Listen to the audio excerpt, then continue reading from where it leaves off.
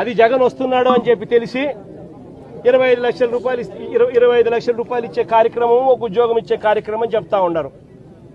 నేను అడుగుతా ఉన్నా, ఇదే కుటుంబానికి నేను భరోసా ఇచ్చి చెప్తా ఉన్నా, ఇంతకు ముందు ఏదైనా కూడా ప్రభుత్వం అన్నది ప్రజలకు తోడుగా ఉండాలి, ప్రభుత్వం అన్నది ప్రజలకు భరోసా ఇచ్చే విధంగా ఉండాలి.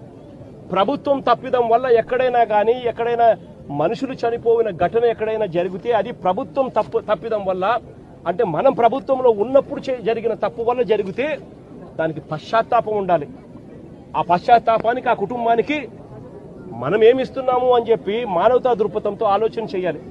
ఇలాంటి ఘటన ఇంతకు ముందు విశాఖపట్నంలో జరిగితే, ఇలాంటి ఇంచుమించు ఘటనే జరిగితే గ్యాస్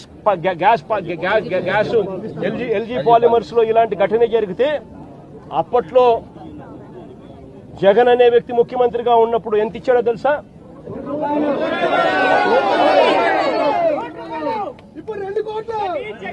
జగన్ అనే వ్యక్తి ₹1 కోటి ఒక్కొక్కరికి ఇచ్చి ఆ కుటుంబాలను ఆదుకున్నారు.